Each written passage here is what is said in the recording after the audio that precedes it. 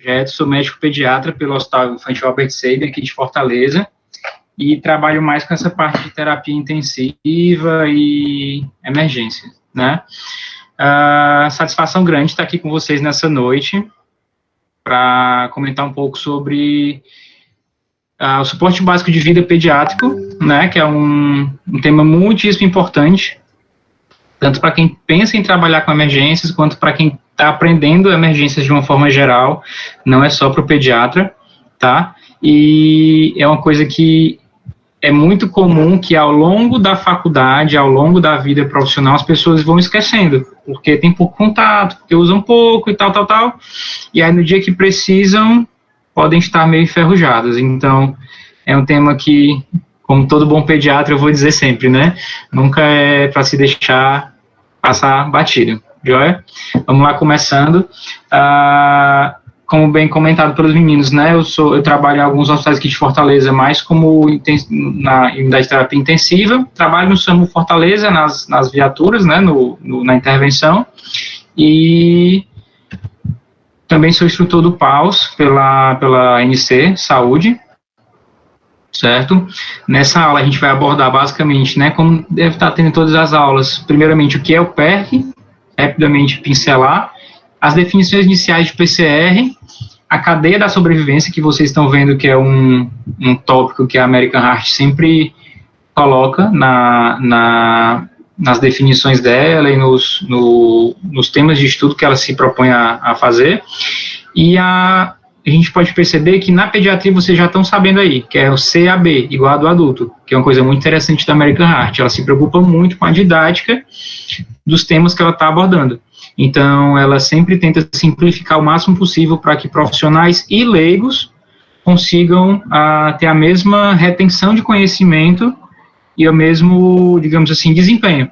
Né? Não adianta você fazer um protocolo para só o médico intensivista entender e quando chegar na hora do pega para capar, o médico do posto de saúde, ou o enfermeiro, ou o leigo, não conseguir aplicar no dia a dia, certo? Então, é um lado bem interessante da American Heart, eles são bem pragmáticos, gostam de coisa bem simples. Isso é muito bom, tá? E no quinto tópico a gente vai falar de desfibrilação, que é uma coisa que até alguns anos atrás era meio controversa em pediatria, tinham muitas... eram cheios de passos para pensar em desfibrilar, e hoje em dia já tem alguns bons anos, né?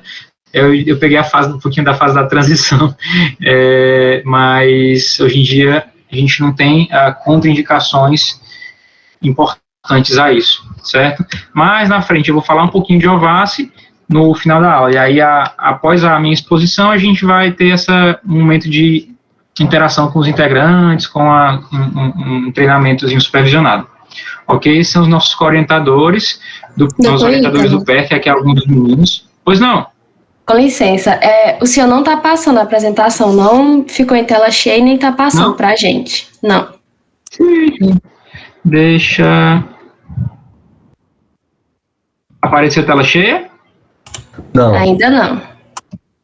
Ainda não? Deixa eu tentar...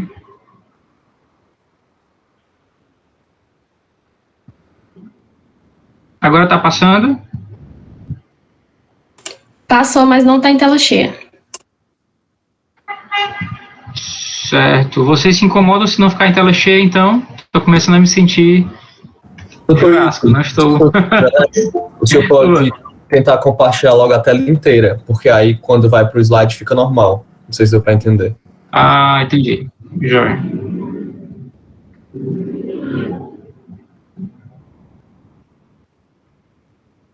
Só um instante. Ok, tela inteira.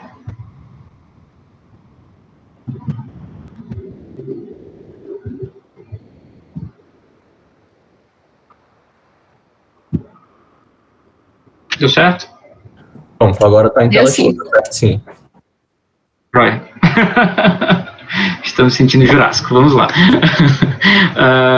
Acho que vocês já devem ter tido essa introdução do PERC, né? É um projeto que é muito importante para... Acho que todo ex-integrante se sente muito satisfeito em ter feito parte, ter feito crescer um pouquinho e de ter participado das atividades, né? aquele tema básico, né, que a gente trabalha, aquele primeiro slide. O que é a parada cardíaca? É a cessação súbita e inesperada da atividade mecânica ventricular útil e suficiente. Ou seja, a pessoa pode ter uma atividade dos ventrículos, né, digamos assim, da bomba do coração, só que ela pode ser inútil, pode ser insuficiente, e aí não vai adiantar de nada. Na pediatria teremos uma situação assim, e um ponto interessante é que quando ele continua, em indivíduos sem moléstia incurável, debilitante, irreversível e crônica. Ou seja, a parada cardiorrespiratória, ela pode ser o fim de uma trajetória no paciente, por exemplo, em cuidados paliativos. Paciente oncológico, um paciente que já está, digamos assim, no seu final de vida. E aí existem discussões éticas, filosóficas sobre a intervenção ou não nessas situações, nos pacientes que estão com moléstias incuráveis, debilitantes, irreversíveis e crônicas, certo? Esse texto é de 1970, como vocês podem ver, mas continua muito atual. E uma outra situação interessante que vocês acredito que vão ver numa das próximas aulas é que aqui ele fala em cessação da atividade mecânica ventricular útil.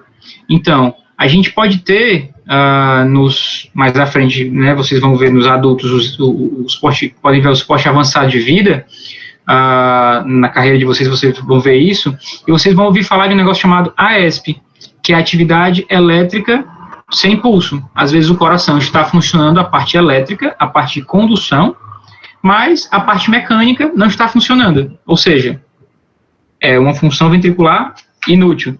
E aí a gente tem uma parada cardíaca do mesmo jeito. Tem uma conduta específica em relação a isso, mas de forma geral é uma parada cardíaca, certo? As chances de retorno da parada cardíaca diminuem de 7 a 10% a cada minuto. Na pediatria não muda muito, é mais ou menos por isso.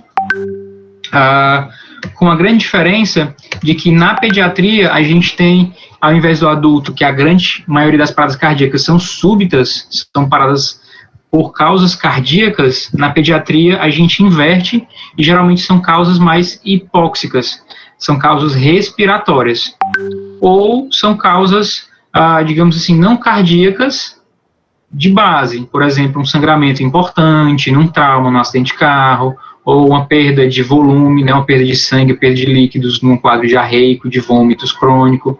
E, infelizmente, a gente ainda tem casos que chegam nas emergências, nas UTIs, e crianças que falecem, que morrem por diarreia, por desidratação, por coisas básicas, mas que, infelizmente, ainda existe na nossa realidade. Não pensem que isso ficou para trás e que faz parte só de realidade de outros países, não.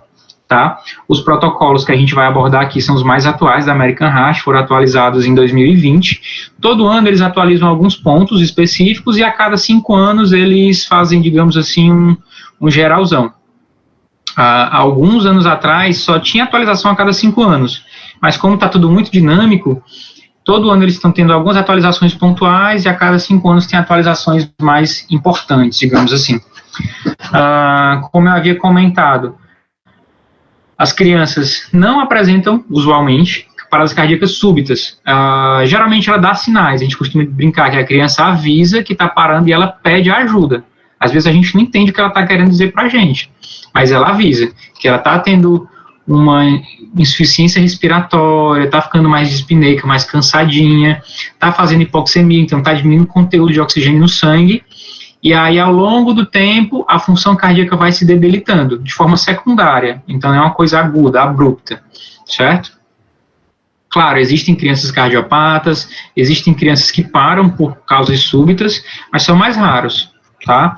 E na pediatria, a gente costuma dividir a parada, né, a PCR, em parada em lactentes, que são de 28 dias até 1 ano de idade.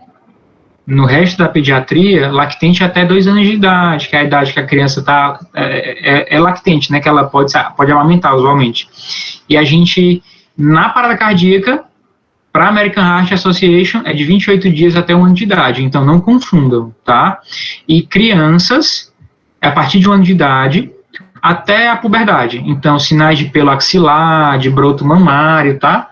a gente já vai considerá-los adultos, adolescentes que conduzem como adulto, a partir da puberdade, certo?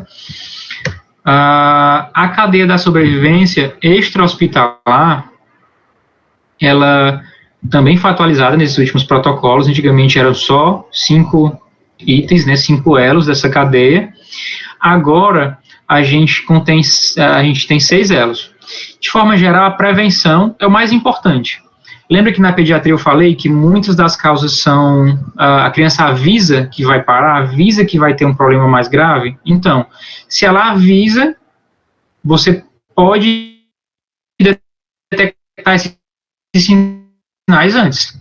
Esses sinais podem ser nem da própria criança, pode ser um sinal de que tem alguma coisa inadequada em você levar uma criança sem a cadeirinha no carro, por exemplo, propiciando que ela sofra um trauma mais grave no caso de um acidente de trânsito.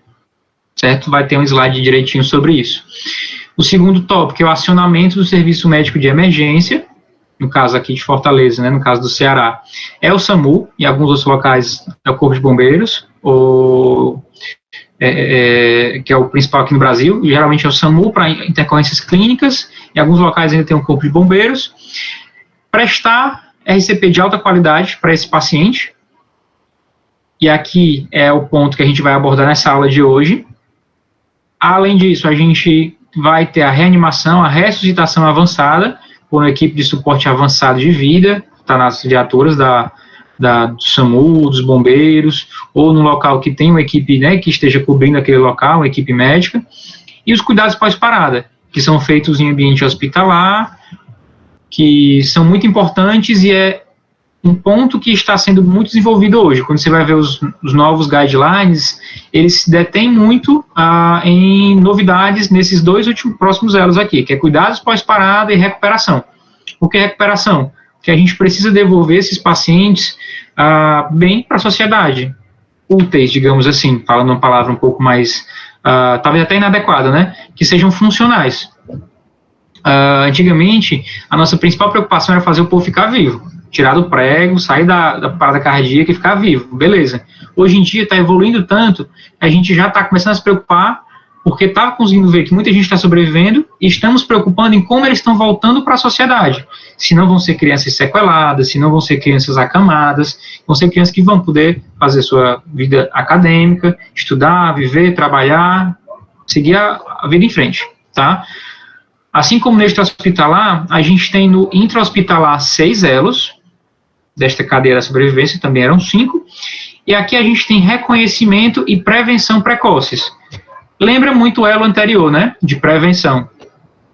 Porque se a criança já está internada por algum motivo, por uma pneumonia, por exemplo, e você percebe que ela está ficando cada vez mais cansada, cada vez mais dispneica, tendo alteração na frequência do coração, tendo alteração na frequência, na pressão arterial, você percebe que ela está tendo deterioração da função dela. Isso deve soar um alarme para você intervir precoce e não chegar na parada cardíaca. Você intervir enquanto a criança tem maiores chances de sobrevida, tá? Da mesma forma, a gente vai acionar o serviço médico de emergência por telefone, por rádio, chamar o carrinho de parada, vai ter um slide sobre isso direitinho. Novamente, RCP de alta qualidade, considerando, né, estamos no intra-hospitalar, igual ao extra-hospitalar, ressuscitação avançada, aqui não vai ter viatura, né, não vai ter ambulância, mas vai ter o cardioversor, cuidados pós-parada e recuperação, que são similares ao anterior, certo? Uma única situação, e aí é bem específica, é bem um detalhe, como eu havia comentado com vocês, algumas crianças, principalmente as cardiopatas, que você já sabe que tem uma cardiopatia, então é o pai que já conhece, é o seu vizinho que você sabe que já operou o coração, que o bebê dele operou o coração, elas podem ter parada cardíaca súbita, por arritmia, que é um ritmo mais comum no adulto, certo? Não é que todas as crianças vão parar por causas respiratórias, mas são situações mais raras. Então, essas cadeias de sobrevivência na pediatria consideram sempre isso, que a criança parou por causas preveníveis, tá? Como prevenção, a gente vai falar principalmente de OVAS, vai ter uma aula sobre isso, que é a obstrução de vias aéreas por corpo estranho. Um outro tópico interessante da prevenção, a prevenção do trauma, tanto a prevenção do trauma primária, você evitar do trauma acontecer, quanto você evitar que o trauma cause maior repercussão naquele indivíduo. Então, evitar que o trauma seja mais intenso, digamos assim. Outro ponto importante, afogamento, principalmente no nosso país, que é dos campeões mundiais de afogamento. A gente tem um litoral extenso, tem uma grande rede hidrográfica, é um país quente também, então o pessoal quer cair na água mesmo para se refrescar, mas criança não se afoga só na água do mar, na água do rio, na água da piscina. Criança se afoga em balde, criança se afoga em bacia. Então, qualquer local que tenha uma bacia e um balde é um local de risco para uma criança se afogar. E a gente, infelizmente, já trabalhou um tempo no IJF, né, aqui em Fortaleza, que é o centro de referência para trauma na pediatria, a gente recebe casos de pacientes que se afogaram em banheira, estavam tomando banho, a mãe virou para pegar o shampoo, o sabonete, e o menino virou, escorregou para dentro da água, foi só o tempo de ele fazer 1, 2 incursões respiratórias e ele se afogou. E teve repercussões graves no quadro dele, tá? Então, não se iludam com o fato de o afogamento chamar atenção só em praias, em lagoas, não. Dentro de casa também é arriscado para a criança, certo? E um outro tópico importante da prevenção são as doenças respiratórias e a prevalência delas nas nossas crianças internadas, tá? Falando direitinho sobre a OVACI, a obstrução de visélias por corpo estranho, ela vai ser abordada no final, então eu vou deixar para lá, tá? Para o final da aula. Falando direitinho sobre o trauma, o principal tópico para a intervenção, digamos assim, da gente, é a cadeirinha infantil, certo? Que tem uma série de especificações, mas que nos últimos, talvez, 10, 15 anos, depois que foi adotada, a gente tem visto que mesmo nos acidentes graves, que chegava lá no frotão, lá no JF, o pai de ambulância, a mãe em outra ambulância com a criança, a gente via que o pai tinha um TCE grave, o pai tinha um acidente, uma fratura de fêmur, enfim, uma lesão mais grave, e a criança que estava na cadeirinha, intacta. Só com, às vezes, abrasões, arranhaduras, alguma lesão pelo cinto, pela contenção da cadeirinha, tá? E muitas vezes uma dor por causa do trauma, porque acaba que tem um impacto na criança. Uma ocorrência que eu sempre vou lembrar dessa ocorrência, que eu estive presente, foi um acidente ali pela Aldeota, que um carro foi atravessar uma preferencial, avançou a preferencial, não viu que vinha um ônibus. O ônibus vinha em alta velocidade, porque a via não tinha sinal. O carro foi arrastado por cerca de uns 30 metros, mais ou menos. Teve um óbito, que foi a avó, que estava na cena. O pai teve TCE grave, teve que ser operado, fratura craniana, afundamento, foi um quadro gravíssimo, teve que ser entubado no local. A mãe teve fratura de fêmur bilateral, junto com o quadril. A criança era um prematuro que estava na cadeirinha. Foi o único que saiu ileso. Teve que fazer uma sutura na mão, porque o estilhaço do vidro pegou na mão dela. Então, depois que eu vivi essa ocorrência, nem era pediatra ainda era residente, depois que eu vi essa ocorrência, eu tive a confirmação, assim, aquela coisa bem empírica, né? Cadeirinha funciona, cadeirinha tem diferença, sim, na vida da criança. E aí foi um milagre, né? O carro todo amassado, teve que vir os bombeiros para tirar o pessoal de dentro, mas a criança saiu ilesa. Tá?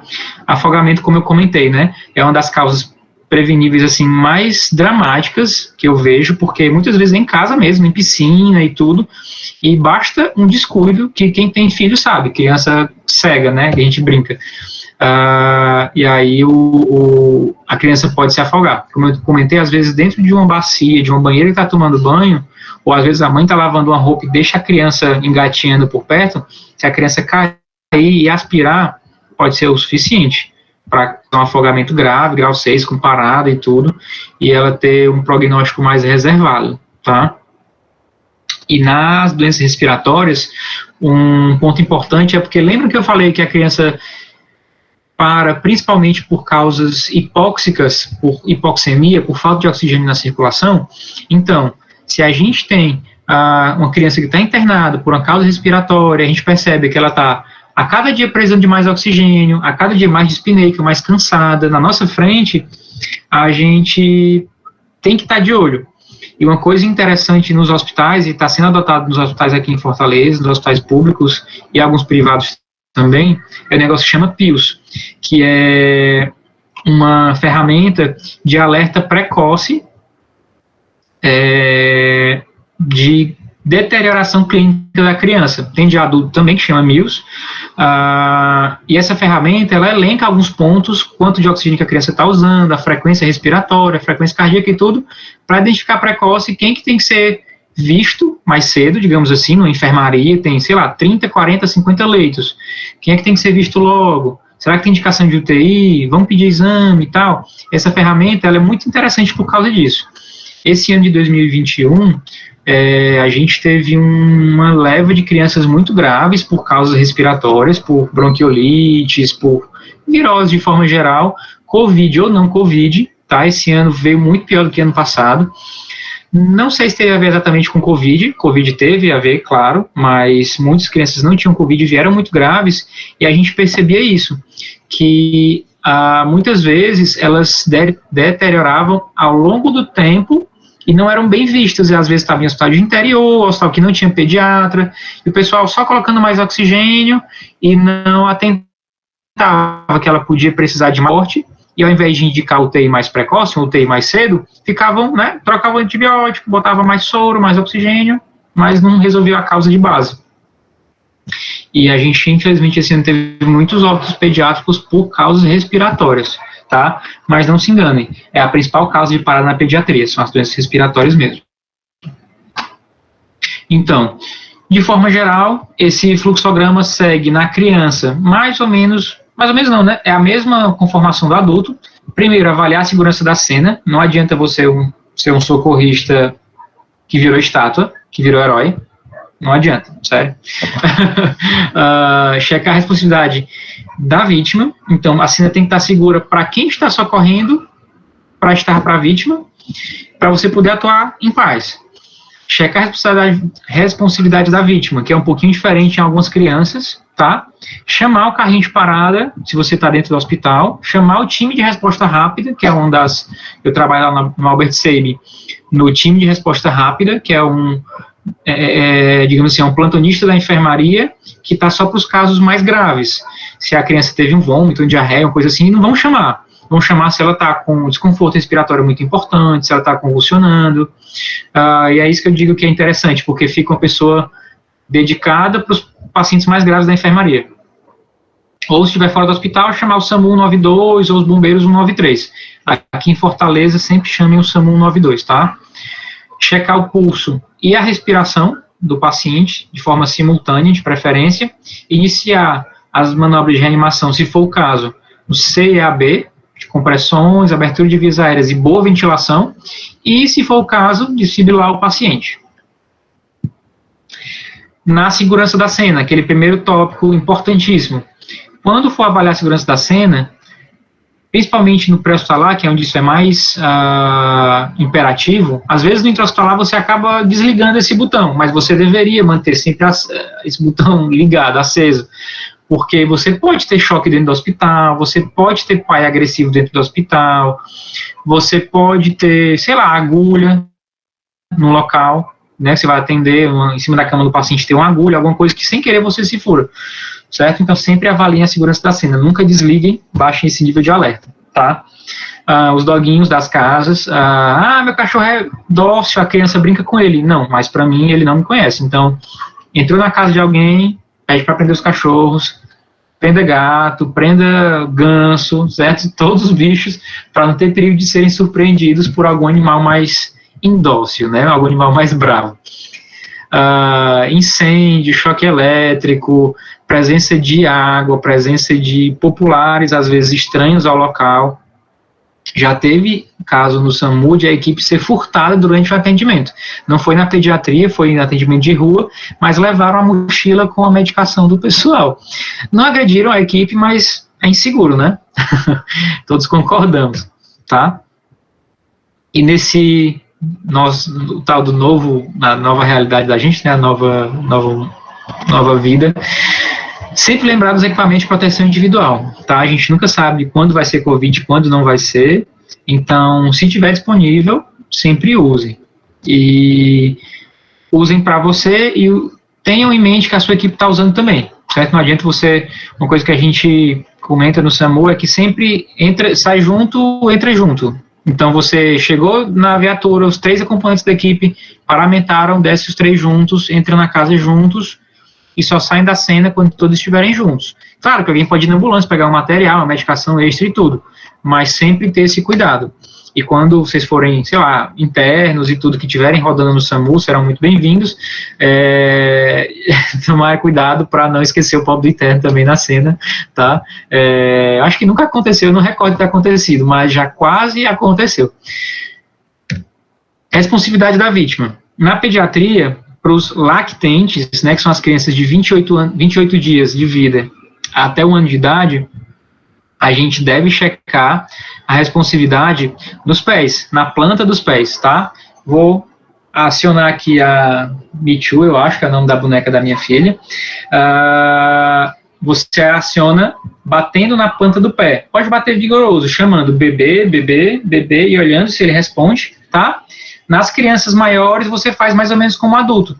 Pode chacoalhar no ombro, pode bater no ombro e chamar pelo nome da criança, se souber, ou chamar criança de forma mais genérica, tá?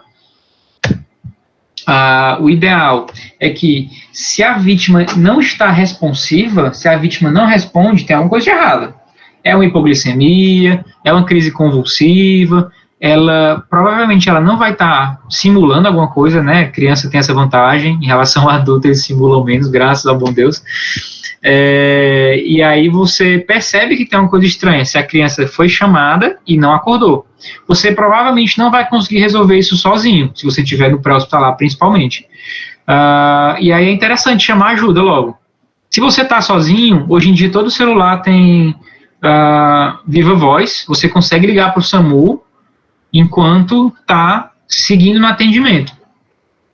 Se tiver mais de uma pessoa com você, você pede para essa pessoa chamar ajuda, né? Orienta como que liga para o SAMU, liga para o SAMU, é o SAMU 92, aponta para a pessoa, porque se você estiver no local com 10 pessoas e falar, liguem para o SAMU, ou todo mundo liga ou ninguém liga, é mais provável que ninguém ligue. Então, aponte para a pessoa e diga, você liga para o SAMU 92 e diga que eu estou com a criança desmaiada na minha frente. Certo?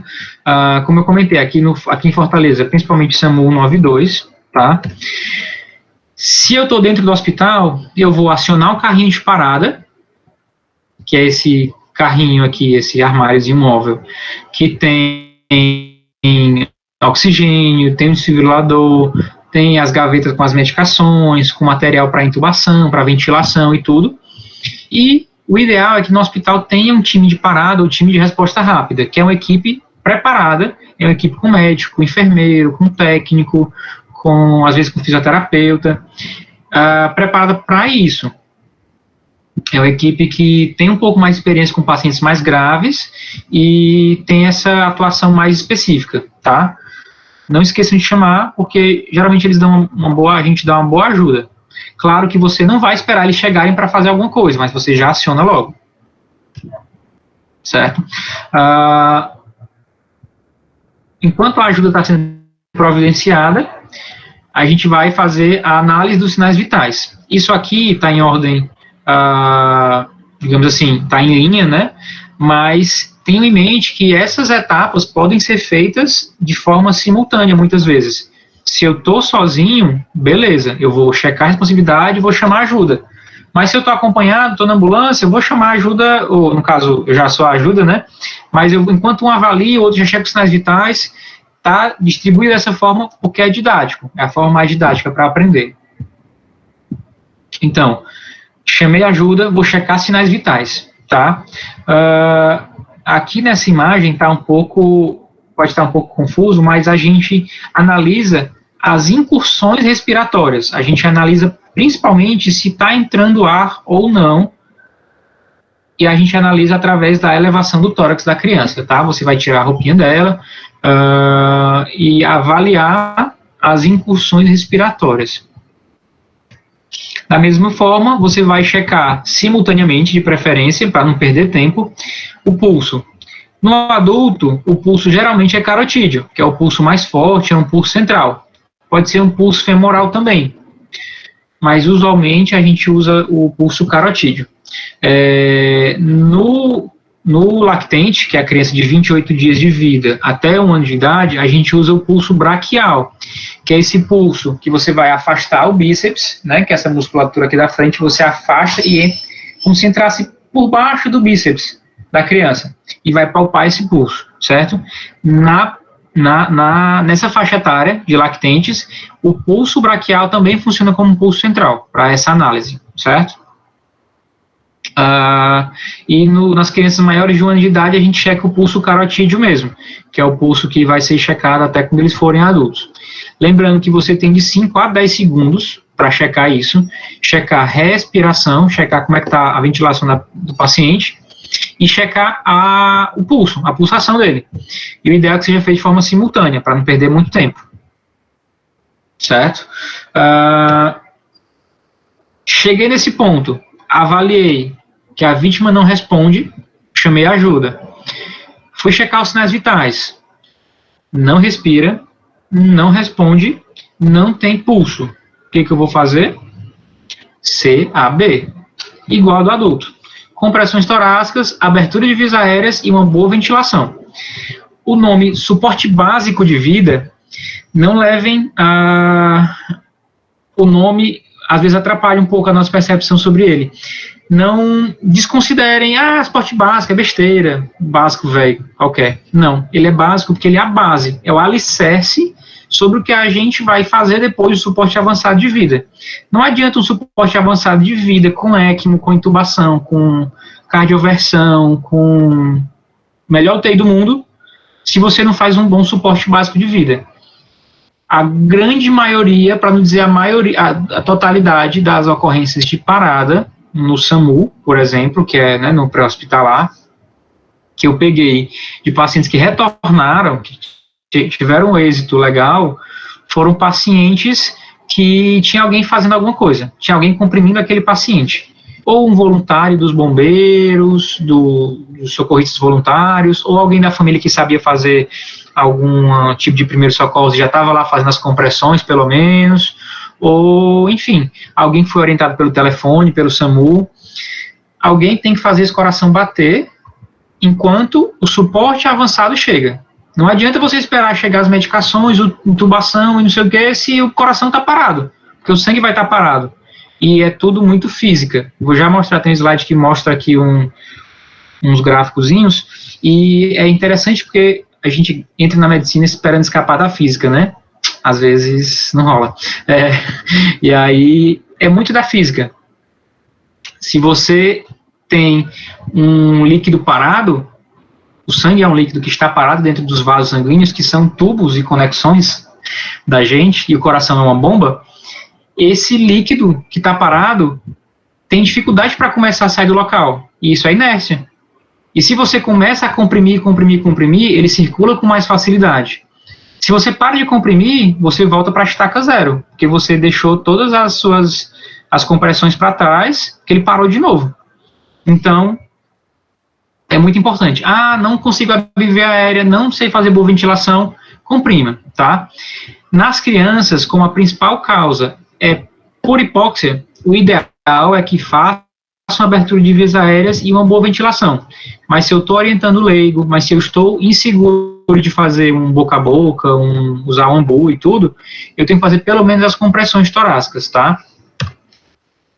As compressões torácicas nos lactentes, elas são, né, que são as crianças de 28 dias de vida a 1 ano de idade, elas são um pouquinho diferentes das crianças maiores.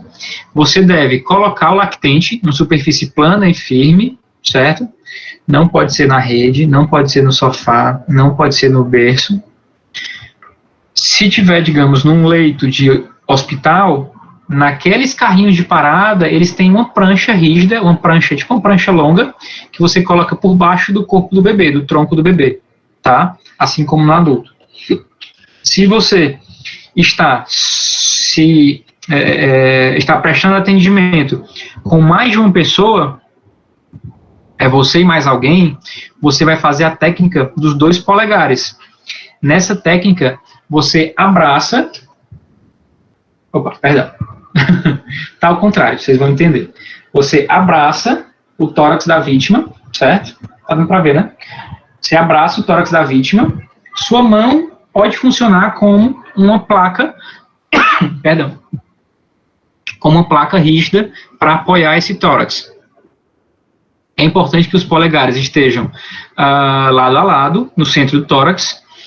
Então, você não pode colocar um polegar aqui no mamilo e outro no outro mamilo, tem que estar junto no centro do tórax, na metade inferior do externo, que é esse osso do centro do tórax, e você deve envolver o tórax todo com as mãos.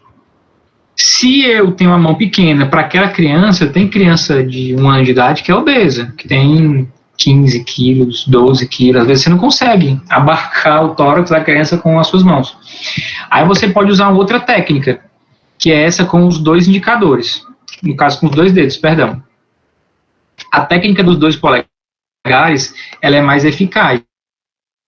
Ela consegue fazer com que a circulação seja mais eficaz, circule mais sangue para o coração, né, para as coronárias, circule mais sangue para os pulmões e consiga oxigenar melhor. Mas se eu não consigo aplicar essa técnica, e ela é um pouquinho mais difícil mesmo, ou se eu estou sozinho, eu vou fazer a técnica dos 2 dedos, com o indicador e o médio, ou com o médio e anelar, conforme ficar melhor para você. Comigo, o médio e anelar, mas pode ser que geralmente para mulher é mais comum que dê certo o médio e o indicador. Mas é muito da pessoa, tá?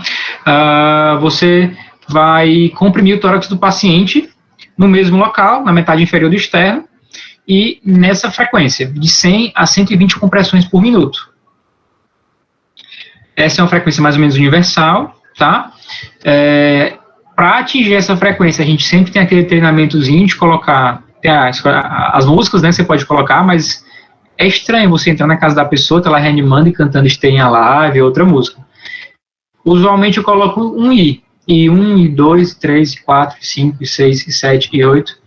E é interessante como mesmo gente muito experiente, às vezes ao longo do tempo vai perdendo esses detalhezinhos, sabe? Que fazem uma diferença grande. Porque se você comprime muito devagar, você vai fazer pouca pressão naquele sangue, não vai circular direito pelo sistema de tubos e conexões e bombas da nossa circulação. Se você comprime muito rápido, não dá tempo do coração encher. O coração não é uma bomba? Uma bomba tem que esvaziar o líquido, mas se preparar para receber mais líquido. Se o coração está sendo comprimido direto, muito rápido, não dá tempo dele encher todo para encher de sangue. Dele voltar, né, o tamanho todo para encher de sangue. Então você não consegue ter sangue suficiente para jogar para frente. Você vai estar fazendo com que aquela bomba funcione vazia. E aí você vai estar perdendo tempo, tá? Além do que você vai cansar muito mais rápido. Voltando, vou comprimir ou com os 2 polegares ou com os 2 dedos, no centro do tórax, na metade inferior do externo. Para lactentes, eu vou usar uma profundidade de 4 centímetros, que é segue aquela regra de 1/3 do diâmetro do tórax, né, anterior-posterior. Vou permitir o retorno completo do tórax, então não vou me apoiar no tórax do paciente, tá? Não se engane, mesmo com criança é cansativo, não é porque a criança é pequenininha, você vai usar só 2 dedos que, é tranquilo, nunca vou cansar. Você cansa, se fizer direitinho, cansa. Então, tem que se atentar para não ficar descansando em cima do paciente, que acontece, porque você não percebe, mas começa a se apoiar e não tem um bom retorno torácico. Lembrem da questão da bomba, o coração é uma bomba, se ele não voltar ao tamanho original dele, ao volume original, quando eu comprimir da próxima vez vai ter muito pouco sangue, não vai ter circulação de sangue suficiente para aquela função, né, de fazer o sangue chegar nos pulmões e no cérebro. E eu vou minimizar interrupções. Lembrem da questão da inércia, certo? Que vai ter um gráficozinho para mostrar mais na frente.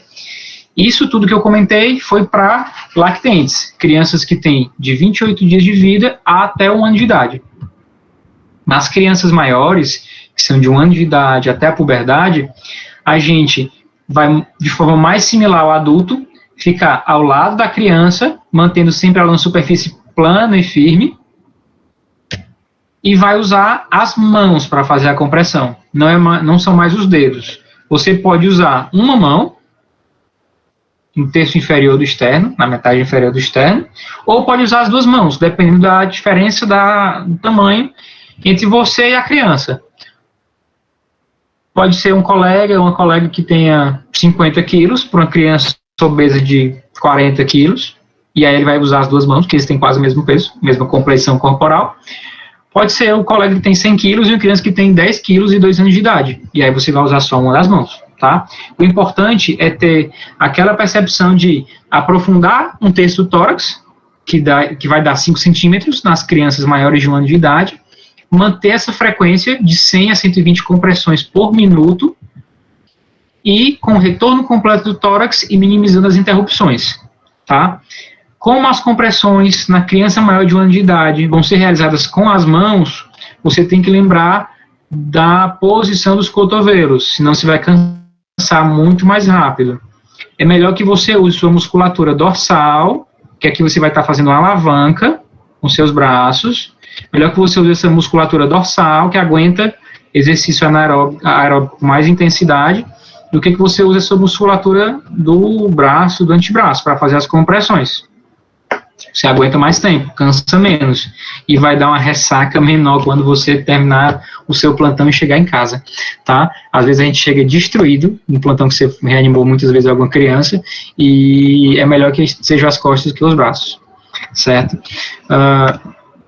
Aquilo que eu comentei, você tem que permitir o retorno completo do tórax, porque o coração funciona como uma bomba.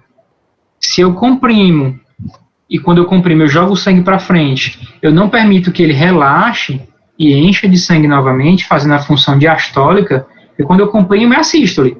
Comprimo, jogo o sangue para frente, a aorta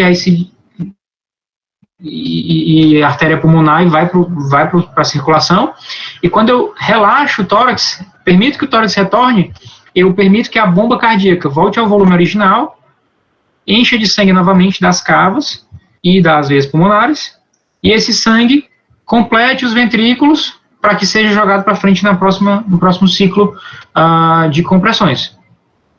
Então, todo esse ciclo de compressão e relaxamento é importante, não adianta só comprimir sem relaxar, porque senão você não vai ter uma boa função cardíaca e não vai estar fazendo uma boa reanimação, certo?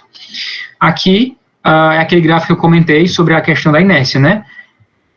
Essa aqui é a pressão que o sangue está sendo submetido.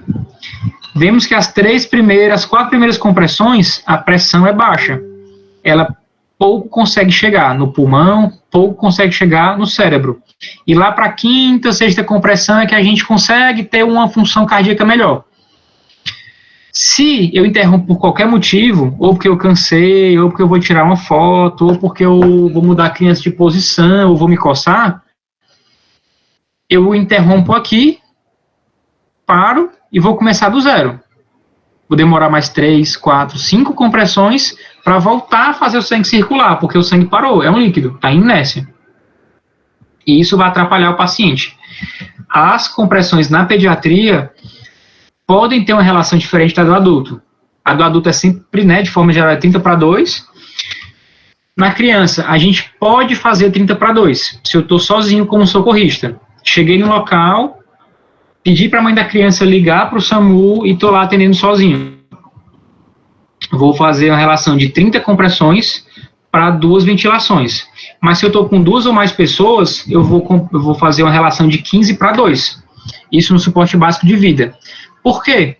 Percebam que aqui, fazendo 15 compressões para 2 ventilações, eu tenho uma melhor relação de ventilações. É como se eu estivesse fazendo 30:4. A criança não para por causas hipóxicas, por falta de oxigênio no sangue, então é melhor se eu conseguir ventilar a criança de forma mais frequente, mais intensa, tá? E é por isso que é importante minimizar as interrupções. Se eu tenho 15 compressões para fazer, eu paro lá na 10ª. Demorou 5 compressões para começar a ter pressão suficiente.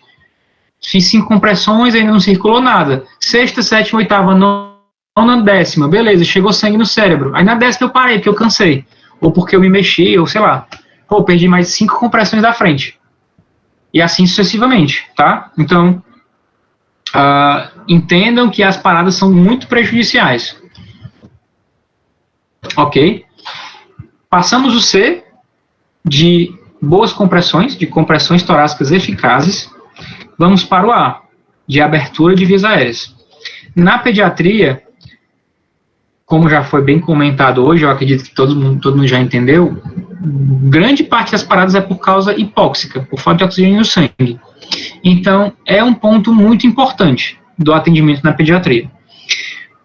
Um detalhe importante anatômico que a gente percebe nas crianças e faz parte do desenvolvimento delas é que, pelo desenvolvimento da criança, ela nasce com a proporção da cabeça em relação ao resto do corpo muito maior, praticamente o dobro. Então, se a gente olhar uma criança, um recém-nascido, um lactente, e comparar com um adulto, a cabeça ocupa mais ou menos o dobro da relação para o tamanho do corpo, certo? E isso altera o atendimento da gente. Na criança, a gente tem uma alteração no tamanho da cabeça, não é uma alteração, né, digamos assim, é fisiológico, mas isso altera o atendimento da gente. E esse tamanho maior da cabeça em relação ao resto do corpo faz com que a língua da criança obstrua a via aérea. Mesmo que ela não esteja inconsciente, ela pode obstruir, só pelo tamanho maior da relação da língua com a cavidade oral. Então, é importante que, quando você vai posicionar a criança para fazer um atendimento de emergência, ela esteja com o coxim sob o dorso, para elevar o tronco, e assim abrir a passagem do ar, abrir a passagem das vias aéreas. Entendam que a gente vai estender a via aérea da criança. No adulto é hiperextensão, você vai hiperestender. Na criança não, você vai só estender. Faz parte do desenvolvimento da criança o amadurecimento de certas estruturas, como as cartilagens da traqueia. Se eu faço uma hiperextensão, essa cartilagenzinha aqui, que é bem fininha, estava fechada quando eu estava com a via aérea fletida, eu abri quando estendi, e eu fechei de novo quando hiperestendi, porque eu pincei. Ela é frágil, ela é flácida, então eu não posso fazer movimentos muito bruscos, certo? Na prática, a gente percebe que cada criança, né, conforme vai crescendo, vai tendo a via aérea mais calcificada, mais amadurecida, você às vezes precisa hiperestender estender um pouco mais, tendendo à hiperextensão, mas na pediatria não é hiperextensão, certo? Para ficar para as provas, para ficar para a vida de vocês. Tomem cuidado. No adulto, a gente já teria rodado a testa desse menino até chegar no lençol da cama, praticamente. Na criança, não. Tem que ir com mais cuidado, tá? E lembrem que o coxim fica no dorso, sob o dorso da criança, para elevar o tronco e fazer com que essa passagem se abra, tá bom? Abrir a via aérea da criança, vou analisar a cavidade bucal. Lembra que eu falei do tal do OVASI, obstrução de vias aéreas por corpo estranho? Às vezes a criança chega num pronto atendimento, cianótica, já parada, você tenta saber o que foi, doutor, a mãe dizendo aqui que a criança estava boazinha em casa, ela foi receber um negócio na porta, quando voltou a criança estava roxa. Quando você vai olhar, a criança engoliu algum objeto, moeda, brinco, o que você conseguir imaginar, crianças engolem, tá? No frotão que recebe referência para esses pacientes, a gente vê todo tipo diferente de objetos engolidos por criança, tá? E dependendo do tamanho do objeto, do tamanho da criança, eles podem obstruir e causar uma parada cardiorrespiratória. Vamos comentar mais sobre isso no próximo tópico, né, que é o OVASI, na próxima aula, que vai ser no finalzinho dessa exposição de hoje, ok? Analisando a cavidade bucal da criança, se não encontramos nada digno de nota, a gente vai partir para o B, que é o boa ventilação. Fizemos o C das compressões, A de abertura de vias aéreas e o B de boa ventilação. O boca a boca, que hoje em dia é cada vez mais difícil de fazer, é mais complicado, principalmente com essa questão epidemiológica, da pandemia, né? Ou com a bolsa válvula máscara, o famoso AMBU, ou com o pocket mask, certo? O boca a boca, acaba que quem vai fazer é o pai, a mãe, basicamente, é pouco provável que isso seja feito em outro local. Você respira normalmente, insufla o tórax da criança por 1 segundo, observando a expansão. Sempre lembrando de cobrir a boca e o nariz dos lactentes ou das crianças pequenas, tá? Então, muitas vezes é boca a boca e nariz, não é só boca a boca, como no adulto, tá? É pouco utilizado, a gente comenta, mas sabendo que na prática é mais raro. O ambu, a gente usa mais no ambiente hospitalar e no extra-hospitalar. Você vai, com o ambu, fazer aquela manobra do C e do E. Com o C, você vai comprimir. Com o C, você vai comprimir a máscara contra o rosto da criança. E com o E, você vai, com esses 3 dedos, você vai estender para abrir a via aérea da criança, tá? Essa extensão, não é hiperextensão, tá? Tem que ser realizada na arcada óssea, não pode ser realizada nas partes moles. Lembram que a língua da criança é grande em relação ao tamanho da boca? Se você empurra aqui embaixo, a via aérea pode estar bem aberta como for. A língua vai se deslocar e vai obstruir a via aérea, tá? Então, C, de comprimir a máscara contra a face, bem vedada, e E de estender a via aérea da criança. Vai insuflar normalmente e observar a expansão do tórax. Uma coisa interessante do ambu é que muita gente usa ele como ansiolítico. Durante a parada, durante o atendimento de paciente grave, a pessoa desconta a ansiedade dela no ambu, ó, ventila, ventila, ventila. Parece que ela está descontando a adrenalina dela no dispositivo. Isso é muito ruim, tá? As ventilações têm que ser feitas de forma lenta e elas têm uma frequência adequada, que a gente vai comentar mais na frente. Se eu tenho um paciente que está sendo realizado o suporte básico de vida, o ambu é utilizado naquelas ventilações, ou 30/2 se você estiver sozinho, ou 15/2 se você estiver acompanhado com mais algum socorrista, certo? E a Pocket Mask, como eu já demonstrei, né, não é cara, todo mundo deveria ter uma, principalmente, né, nesse período agora. Ela é utilizada de forma semelhante à máscara do ambu. Com o C, você comprime contra o rosto. Com o E, você eleva o mento, eleva esse arcabouço ósseo, nunca pegando nas partes moles, e faz as ventilações com a boca, mas sem contato com o paciente, que é o mais interessante, certo? Essa válvula é descartável, você pode trocar. Às vezes tem umas que tem tipo um filtrozinho, e é interessante todo mundo ter, andar na bolsa, no bolso, ter em casa, enfim, tá bom? Se eu não tiver ambu, se eu não tiver Pocket Mask, se eu não tiver querendo fazer o boca a boca, faço as compressões de forma contínua, 100 a 120 por minuto, durante 2 minutos, até a reavaliação do ritmo cardíaco, no caso, a reavaliação do pulso. Para as crianças, como a causa de parada cardíaca, principalmente causa respiratória, o ideal é que se tente ventilar. Mas, se você não puder ventilar, é melhor você fazer só o C do que não fazer nada. Que, inclusive, esse foi um dos motivos, né, que trocaram o antigo ABC para o CAB. Porque antigamente o pessoal fazia o ABC, aí não fazia o A nem o B, aí nem fazia o C, porque não queria perder a sequência, né, ficava travado. E agora não, com o CAB, pelo menos o C a pessoa faz, pelo menos comprimir. E o sangue circula. E a gente sabe que minimamente, mas em cada compressão tem alguma troca gasosa. Mínima, não é esses balaio todo, mas de alguma forma ajuda em ventilações mínimas. Então, pelo menos comprima de forma eficaz, certo? Doutor Ítalo. Se você tiver... Oi?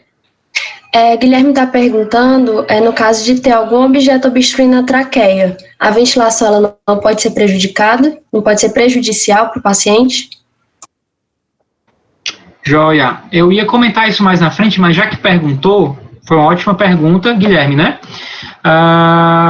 Então, se o objeto está obstruindo e a criança está em parada cardíaca pela obstrução por esse objeto, e eu não consigo retirá-lo,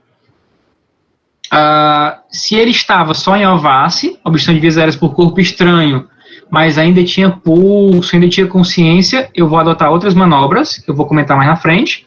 Mas se ela está em parada cardíaca, imagina que esse objeto já fez o estrago que ele podia. Ele já causou a parada cardíaca, que é a pior emergência da vida da pessoa. A pessoa basicamente está morta e você está tentando puxá-la de volta dos jardins de São Pedro. Então, se eu tenho algum objeto na traqueia, eu vou ambusar, ou se eu tiver com a minha equipe, né, na ambulância ou na UTI, eu vou entubar o paciente, porque eu quero que pelo menos esse objeto siga a traqueia e encontre algum bronquiofonte para se ganhar rumo para lá, para ter o caminho dele. Porque se eu conseguir livrar um bronquiofonte, um pulmão, ou direito ou esquerdo, e o outro ficar preso com o objeto lá, ficar obstruído, um pulmão consegue ventilar o paciente. Lembre que tem pacientes que fazem cirurgia, tiram um pulmão e ficam de boa. Para uma parada cardíaca, é ok. Claro que depois eu vou ter que fazer uma broncoscopia, que é um exame que você vai com a câmera para tirar esse objeto, né, esse corpo estranho, mas eu quero, como eu costumo brincar, tirar o paciente do prego, tirar da parada cardíaca. Então, pode ser prejudicial colocar pressão, ventilar com ambu ou com boca a boca se a criança está com um objeto na traqueia? Pode, mas é mais prejudicial se eu não ventilar e ela parar, por uma causa hipóxica, né? Tudo jóia? Tudo bem, doutor, obrigada. Ficou mais ou menos claro? Se não ficou, vocês avisam que a gente explica de outra forma. Vamos lá. Seguindo, então, foi uma ótima dúvida, viu?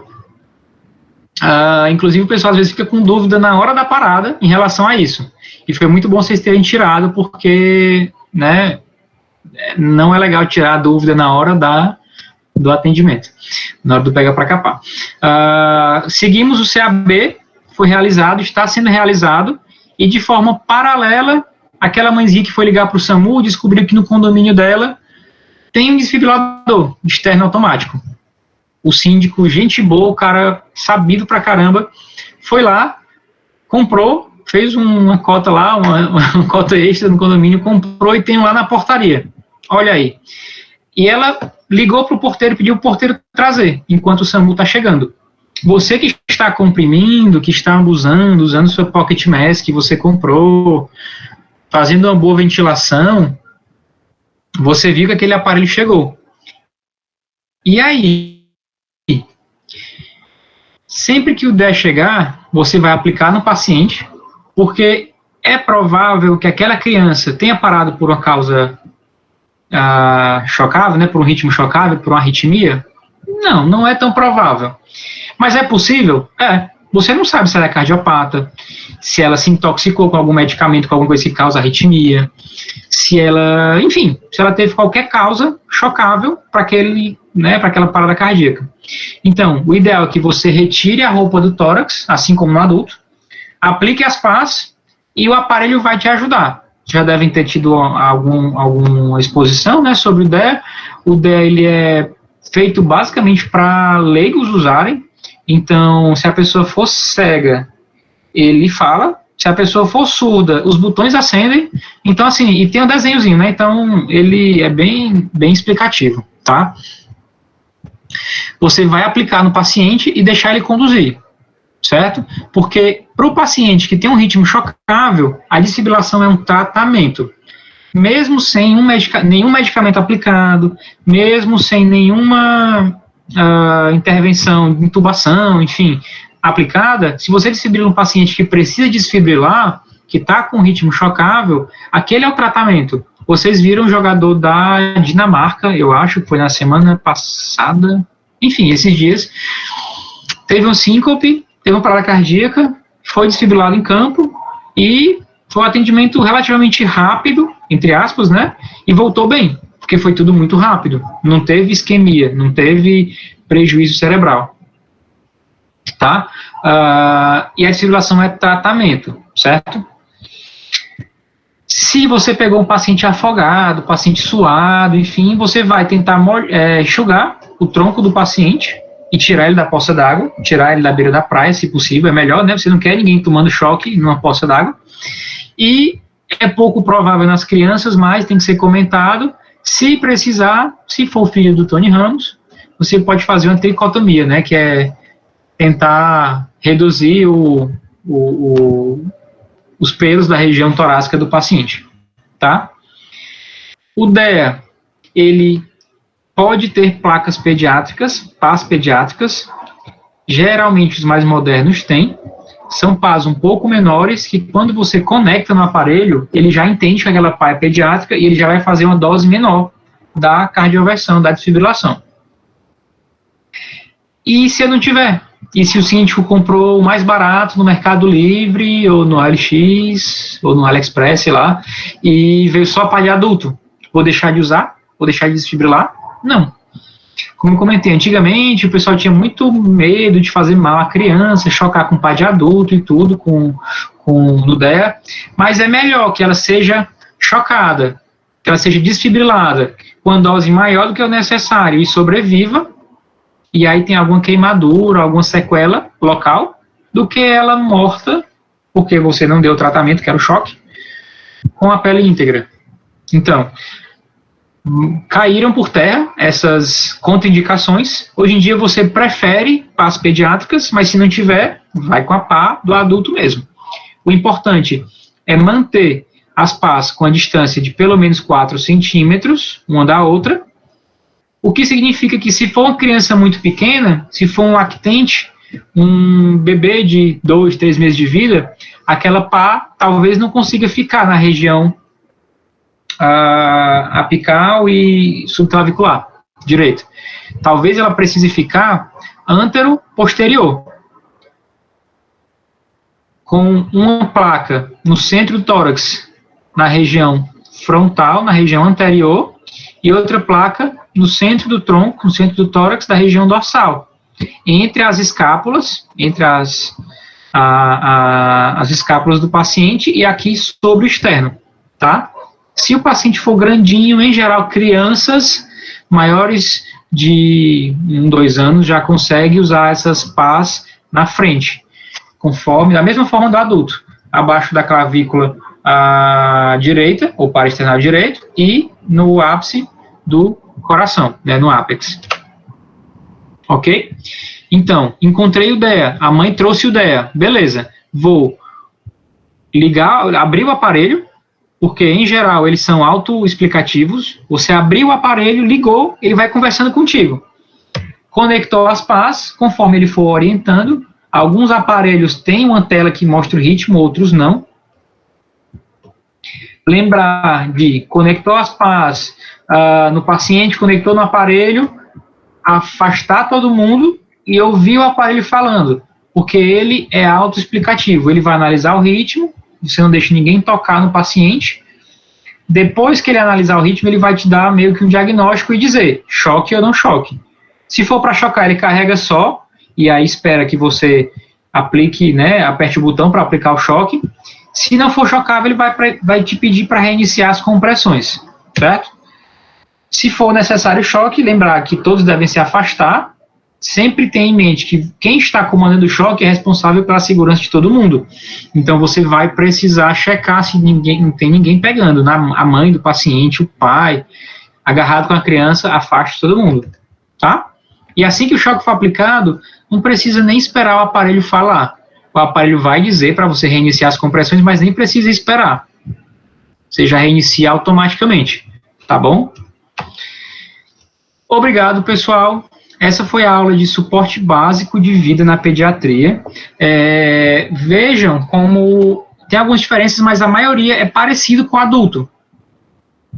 Porque a American Heart se preocupa muito com essa questão do aprendizado. E ela vem ao longo dos anos tentando uniformizar o máximo possível, de forma que seja mais fácil reter esse conhecimento. Tanto para a gente que é profissional de saúde, para vocês que já estão nesse caminho de profissionais de saúde, né, são médicos de informação, quanto para quem é leigo. Então, é muito importante que os conhecimentos sejam uniformes para que o atendimento seja feito de forma adequada por todo mundo, tá? Não vamos praticar agora, vamos falar um pouquinho de OVACI. Antes disso, alguém tem alguma outra dúvida em relação ao suporte básico de vida na pediatria? Doutor, tem uma dúvida aqui do Luiz Fernando. Ele está perguntando que se mesmo uma criança de 1 ano de idade, a gente vai usar a compressão com as 2 mãos, perguntando se não vai fraturar muito. Pronto, aí você tem que, aí vai um pouco do bom senso. Se é uma criança de 1 ano de idade com desnutrição, pode ser que eu precise usar até os dedos, se ela for muito pequenininha. Se for uma criança de 1 ano de idade e obesa, com 20 quilos, pode ser que precise usar as 2 mãos. Para prova de protocolo de livro, a partir de 1 ano, você usa as mãos, ou uma mão, ou 2 mãos. Mas a gente sabe que na vida real, né, na medicina, nem sempre, nem nunca, você tem que fazer essa avaliação individual, individualizar essa conduta. Mas é uma boa pergunta. Para a prova, você vai usar as mãos a partir de 1 ano de idade. Para a vida real, vai depender do teu paciente, do teu cliente. Obrigada, doutor. Olha.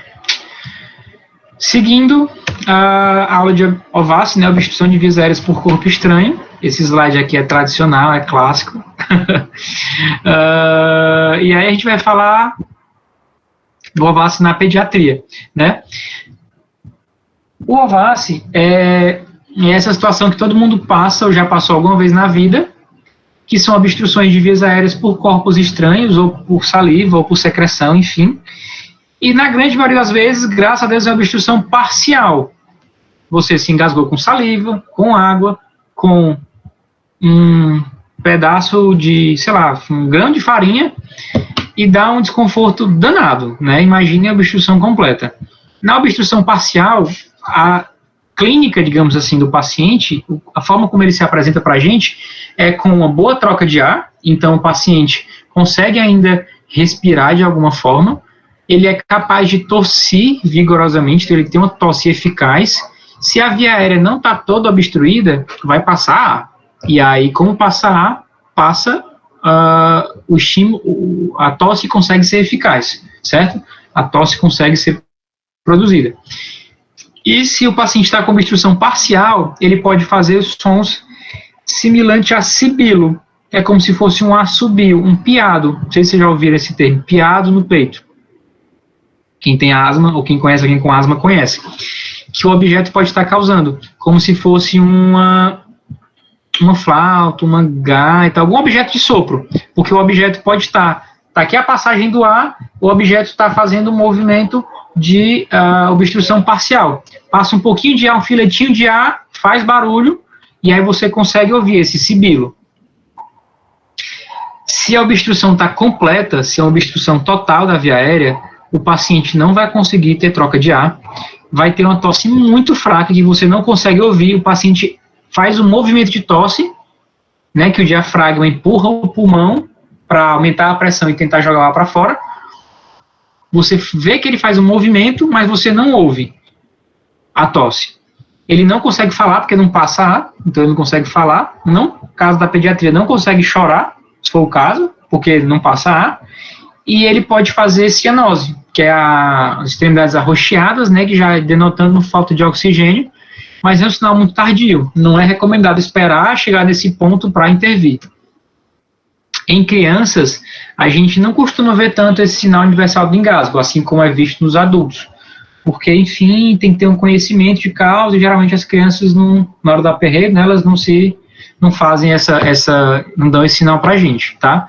Que é esse sinal universal de engasgo, que você levando a mão para a garganta, sinalizando que tem água ali obstruindo, tá? Se a criança está com obstrução parcial da via aérea, assim como no adulto, você vai incentivar a vítima a continuar tossindo. Vamos lá, filho, tussa, vamos lá, bote mais força, vamos lá, continua. Não tentar levantar o braço, jogar para cima, abanar a criança, que o pessoal tem esses costumes no interior, tá? Nem só no interior, na capital também, tá? Esses costumes tradicionais. Dar coisa para a criança cheirar, álcool, enfim. Ficar ao lado da criança monitorizando, incentivando que ela tussa mais. E se a obstrução persistir, mesmo que seja parcial, mesmo que a criança esteja conseguindo respirar e tossir, mas é uma obstrução que não passa, ligar para o SAMU ou buscar atendimento médico se for próximo. Moro vizinho à UPA, vou correr com a criança para a UPA, tá? Para que seja avaliado o caso. Na obstrução completa, que a criança não consegue tossir, não consegue falar, não consegue chorar, e depois de um tempo ela pode ficar cianótica, percebeu que ela está sem passagem de ar, percebeu que ela está com a tosse ineficaz, fazer as manobras de desengasgo. A mais comum é a manobra de Heimlich, que é muito similar do adulto. E você pode ter a manobra de desengasgo do lactente, tá? A obstrução completa, ela pode ser tratada por qualquer leigo, assim como as compressões torácicas, tá bom? E no caso ela é até mais fácil de ser realizada pelos leigos, então é bem interessante se vocês disseminarem esse conhecimento em casa mesmo, com os pais, os parentes, os amigos de vocês, porque às vezes na hora do aperreio você pode ser a vítima e precisar de que alguém lhe atenda, tá?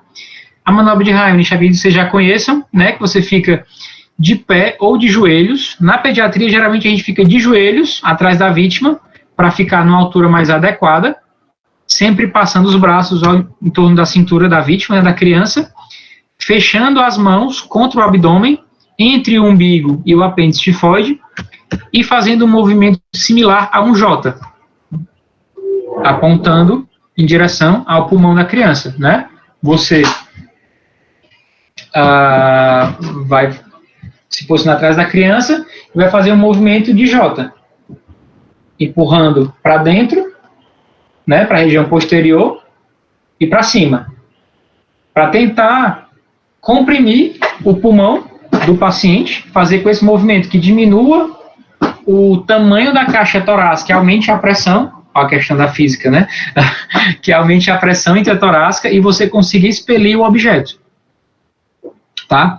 Essa é a mesma função da tosse, só que o paciente pode estar com a tosse fraca, com a tosse ineficaz, principalmente na pediatria, que a musculatura não é tão bem desenvolvida. Ok? E essa manobra, ela é repetida até o paciente eliminar o objeto, passar esse objeto e jogar para fora, ou até ele perder a consciência. E aí, se perder a consciência, eu vou comentar mais na frente como que a gente faz. Lembrando que isso são em crianças maiores. Nos lactentes, se você tiver o lactente responsivo, você vai ter a mesma clínica. Não consegue chorar, não consegue tossir, numa obstrução parcial, numa obstrução total, né? E você vai prosseguir com as manobras de desobstrução de vias aéreas, de desengasgo. Apoiar o lactente sobre uma superfície plana, que pode ser o seu braço, porque você vai ter que inclinar ele, certo?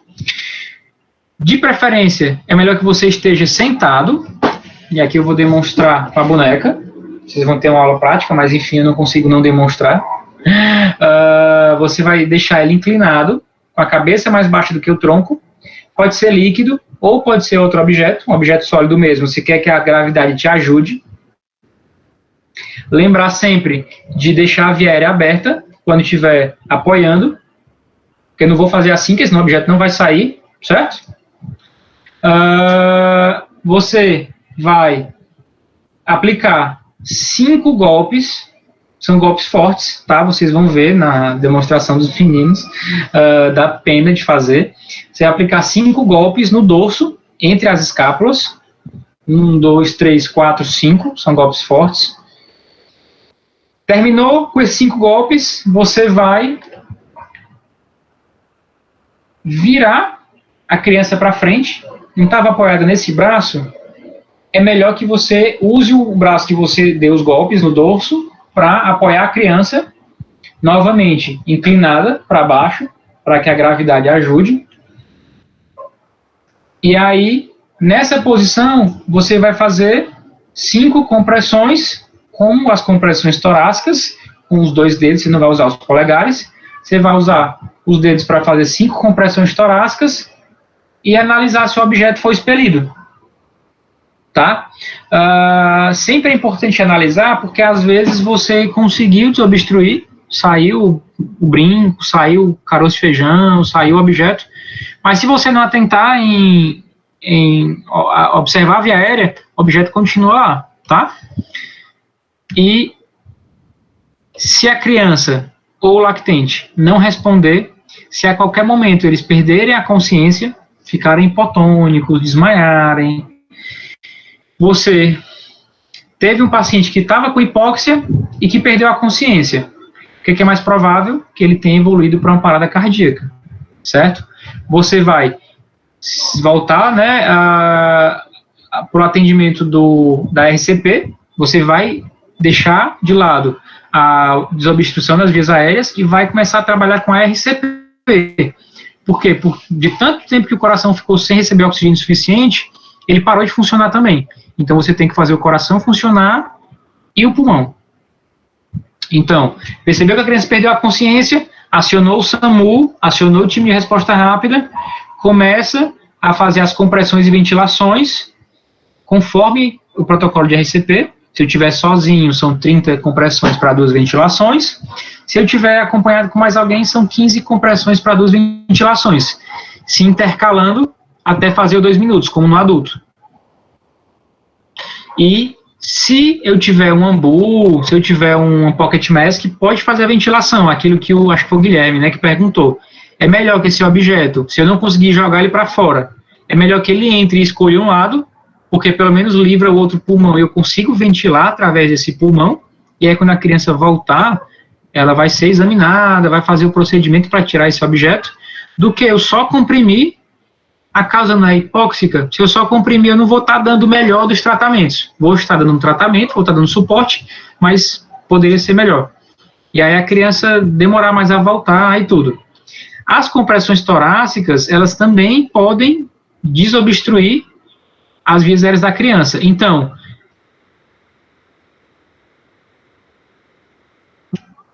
aproveite para abrir a via aérea e ver se ela está com um objeto disponível ali para que você retire.